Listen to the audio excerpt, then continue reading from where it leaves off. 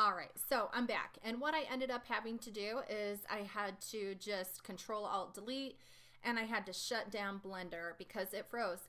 I recreated the scene really quick, not hard at all. Once you do it once, it's really easy to do it twice. So if you're ever like, oh, I had to start all over, well, the thing that can save you and what would have saved me is if I had remembered to save. So remember, I got rid of my old ice cream and I started this new one. Well, duh, I did all that work and never once did I save. So the first thing I've done now is I've gone ahead and saved this, and I saved this as my house scene so that I can just keep clicking Control S or save, and I'm not going to have to go back and redo all the work. So I'm back in the place where I was, and I realized the mistake that I made is that I was in edit mode when I added that cube. So go back to object mode. All right, now that I'm in object mode, I'm going to click off of everything so that nothing is selected. Because that's another little thing, is if I have the house selected, and I believe if I add a mesh shape to it, it kind of makes it so that it is part of the house. And maybe I want that to be the case, but maybe I don't. So what I'm doing with this cube here is I'm just going to make it the size of a door. And so in essence, I'm just sliding it, but I'm gonna make it a little more narrow and maybe a little shorter using these transformation tools, and get that so that it's right where I want it in the front of the house. It's gonna stick out a little bit. That's okay. Honestly, there's no right or wrong way to do this stuff. Maybe I don't want it to stick out quite that much, but I'm gonna have it stick out a little bit. Okay, and now I could color that door if I want to. Now remember, I'm in object mode. I don't want this tool anymore, so I'm gonna go up here and just grab my pointer tool at this point. Head over to my materials section, add a new material. I'll call this, and I just need to click on that once, and I keep forgetting. I want to double click. Just hit it once, type the new feature. This is my door. I could make the door the same color as the roof, but you know what? I think I'm gonna go black. So to make black, you're just gonna grab that and bring it all the way down. Maybe not quite so black. Okay, there we go. And you know, maybe I want to add a little bit of a hue. Do I want to? I could make it kind of dark like that. Okay, so there's my door. Can you imagine how to make a door handle now? I'm going to click off of it completely. If I want that door to be a part of the house, I can just select the house and hold down Shift and select the door and go right click, join, and now they're all one object. Yeah, isn't that great? So if I decide to move the house now because I've joined it all, then the whole thing's going to move, even the door. Because let's hit Control Z where it's not joined. Okay, and what happens if I grab this house and I grab the transform tool and I move the house? Oops, the door is not included. So I'm going to hit Control Z to bring it back where it was. Select the house, hold Shift, select the door, right click, join. And now if I want to move the house, the door is going to move with it. So I recommend, if you're going to add windows and things like that, do that. Now, how can you make a wedge? How do you make a wedge? So what's a wedge? Like a big wedge of cheese. So I'm going to go ahead and add a cube, and I'm going to move it way over here so that it is not right in the middle of my scene. And to pan over there, I'm going to hold Control and hit my 4. Remember, 4 and 6 will pan from side to side. So I'm over here making a wedge. So to do that, I need to get back into my edit mode, and I need to get into edge select. Okay, so to make a wedge, I'm just going to circle around this way. I'm just going to grab this edge, okay, and I'm going to get a transform tool on there, and I'm just going to move it down. Boom. There's a wedge. I've got cheese right there. Okay, I'm gonna go back to object mode. Okay, so now that's one object. Okay, so cool. That's how you make a wedge. What if I want to turn it over? Okay, well, I can rotate it. I've got rotation over here. and I can rotate it around the y-axis. Let's see what happens when I rotate it 45. There's 45. Let's try 90. Okay, there's 90. Let's try, what's 90 plus 45? 135? There, 135. Boom. That's ready to be a rooftop on a house. Okay, I might have to rotate that around the y-axis 90 degrees so that it's also facing forward. And so boom, there we go. This could be the neighbor's house. So let me show you how to extrude. This is a really fun thing. So I'm going to go into edit mode, and I'm going to go into face select, and I'm going to select the face underneath. Okay. I'm going to just get my pointer select tool. So I've got the face underneath selected. I just clicked on it. I'm going to hit the E, and I want to extrude it. Well, I'll just hit the E and show you what that does. Look at that. It lets me go ahead and pull that face down. That's extrude. That is a fun thing to do. Okay, so you can extrude lots of things. Okay. You also have some other things. There's an extrude button right here. You can just click on that. And if I click on that, never used the extrude button. It looks like it can go like this and use that to extrude that. So I'm going to hit Control Z because I actually want to extrude this side of the house out. Okay, so that's extrusion. Okay, maybe I want this face to be higher. Okay, so remember, extrude is going to work if I'm in face select. Does it work if I'm in edge select? Let's find out. So if I select this edge, oh, look at that. It does. It works for edges too. Okay.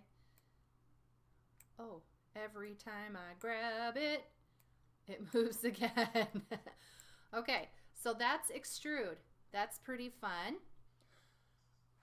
Okay, so I also wanted to show you about this cursor. So this is the 3D cursor, and you'll notice that every time we add something, it adds it at the point of the cursor.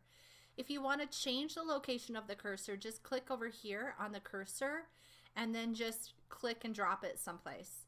So that's where that's at. So now if I go add, it's going to add that mesh there to the air. That works for me. Hey, I just got an idea. I mean, I could actually make a chimney coming out of that roof. So I'm going to go S to scale it down. Okay, maybe I like that size right there. And I'm going to go G, and I'm going to move it along, hit Y, move it along the y-axis. It's about where I want a chimney coming out. And I'm going to extrude the bottom. So, or I could actually just scale or size it. So I'm going to hit S, and I only want to scale the Y. So hit Y, nope, I want to scale the Z, sorry. Hit Z, and that's going to scale it that way. And then I can hit G, and I can just, actually I'm going to hit Y so that I, oops, sorry, I keep getting Z and Y mixed up. So I'm going to put my chimney right there. Now, I should be able to go over to my materials and click the drop down box, and if I want to make that the same color of the door, I can. I just click on that.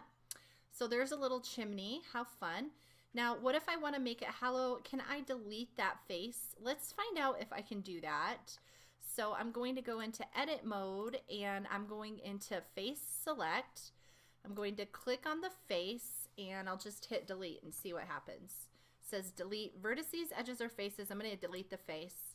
Sure enough, I've got a hollow chimney. Dun dun dun dun. Okay, so since I've used the cursor tool, my cursor's not in the center anymore. All right, and sometimes when you add objects right to the center, it's really nice because then you can just isolate their movement along the X, Y, or Z axis and easily get them to where you want them to. So how do I get that exactly back to the center? Super easy. If I hold this down, nope, that wasn't it. If I hit Shift S for snap Shift S for snap. It gives me these different options, and cursor to origin is what I want to do, and that puts that back in the origin so that if I hit 1 and I'm at face view, which apparently I didn't make my house at face view, but let me show you how I can select and join all of it. I should be able to, and I'm not positive if this is going to work. I'm going to hide my plane. So over here in the outliner, I'm going to click like that and hide my plane so I can't see it. I'm going to scroll out and I'm going to hit B for box select, and I'm just going to select all the way around, and hopefully everything is selected, and then I'm going to right click and join. So let's find out if everything is joined. If I grab my transform tool, I should be able to move the house and everything moves with it. Okay, so how did I do that again? B for box select. So remember, you have C for circle select, or B, and I have to right click. B for box select is where you can click and drag around everything you want. Now I hid the plane because I didn't want to include that in my box selection. Okay, so now I can click off. I don't have the house selected or the grid, but I wanted to show you how to use a bevel select. So I'm going to grab my cursor, I'm going to put it up here, and I'm going to just add a cube really quick because I want to just show you how this works. So there is, if I go into edit mode and I've got a face selected, I'm going to click and select that face. Here is this bevel tube right here. Okay, so I'm going to grab that, and I think it's said to just left click and drag. Yep, left click and drag, and it will bevel that face. Okay, now I only beveled one face, so that's kind of cool. I'm going to hit Control Z on that.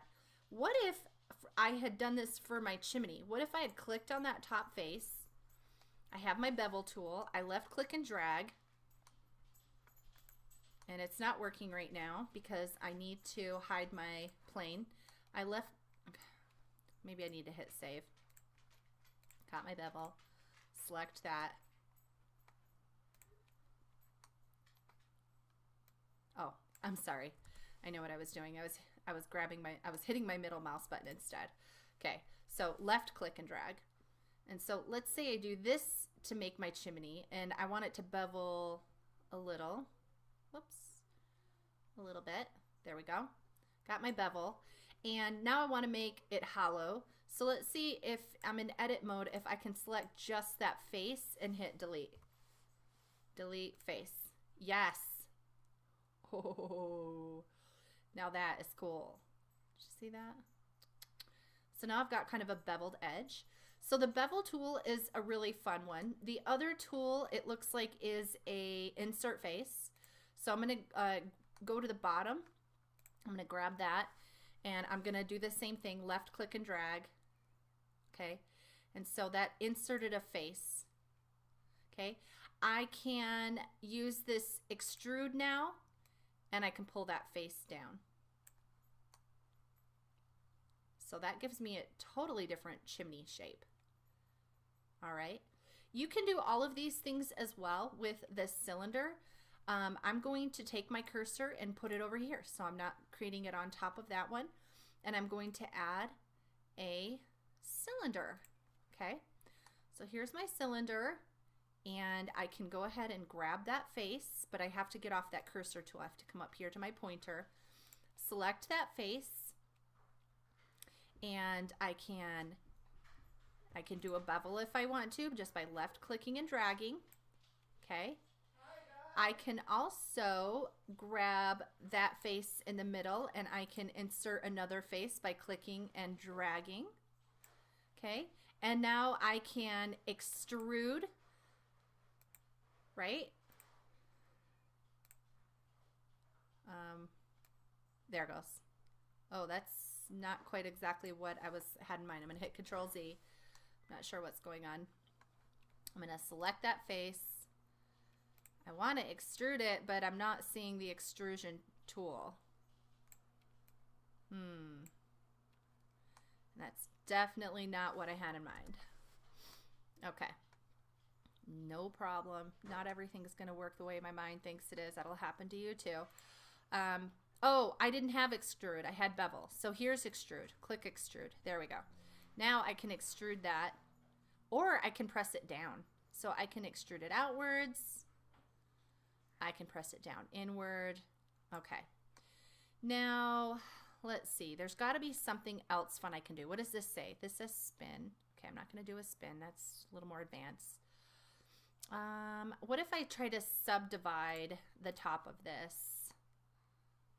Or what if I go to Vertex Select?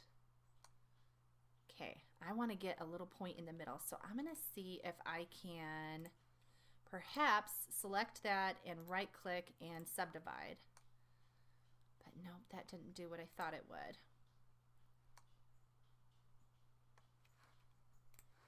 Okay, so I've kind of reached a point where I had an idea in mind and I'm not exactly sure how to get it to reality, but we'll get there. So these are just some ideas of ways that you can play around with the geometry of shapes. I want you to get in there and just start having fun. What would happen if I grabbed this? Whoops, now look at, I can go in there and I can grab individual pieces on there. Oh, what you don't realize is that I'm over here, I'm in wireframe mode. So let me get out of wireframe. Let me go back into object mode.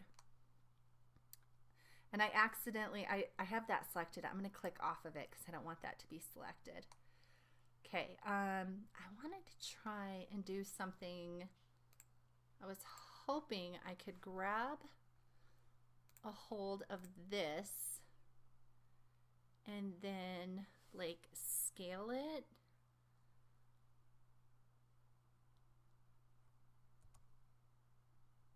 Yeah, that's what I was thinking. I can scale it and make a little cone out of it. So I just grab the face and hit the S and started dragging my cursor, but you have to be careful because right now I'm making geometry that doesn't exist in reality. So when you go to print that, it's not gonna work. So I'm gonna zoom in a little bit. Okay, zoom in. All right, so I'm just playing around with the buttons. Okay, so once again, I just want to get that face so that when I'm scaling it, I'm close enough that I don't accidentally create geometry. Because if I go like, see how it did that?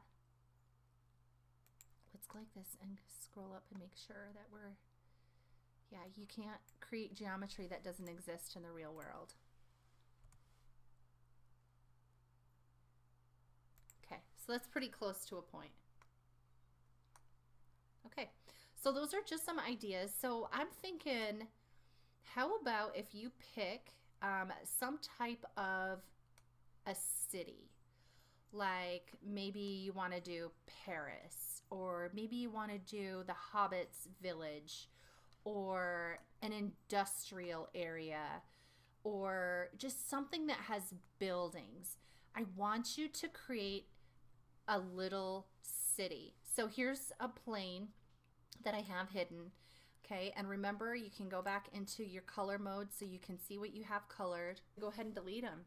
And I'm gonna just test my theory really quick. I'm gonna add a plane and I'm gonna hit E, and I don't think there's any extrusion happening there, but I think with that one I can go into edit mode and I can probably create a new face on that plane, and then I could probably go extrude. You can also hit E for extrude, and look at that, I can create some geometry even out of a plane. You could do that out of a cup. You could create a cup. And let's see here. So now that I've got that made, I'm going to go back into object mode. And if I create another object, like a cube, let's find out, are they, they're not connected. Okay, I'm going to select that one. Let's see what happens if I'm in edit mode and I add something, because I'm really trying to figure out how those got connected. Okay, if I go to object mode, now they're, okay. So, moral of the story, don't add more objects unless you're in object mode. okay? If you add them when you're in edit mode, it's gonna link them together, and I don't know how to unlink them. Okay, so now you know that if I'm in object mode and I go to click on one of these, they're together. So I'm gonna hit delete to those. Object mode is where you wanna be when you add your new meshes for separate objects. Okay, perfect. So now we know that these two are separate objects. All right, I knew there were little tweaks and weird things like that. There's always just tons of stuff to learn in here. Sorry this is a long video. Ciao.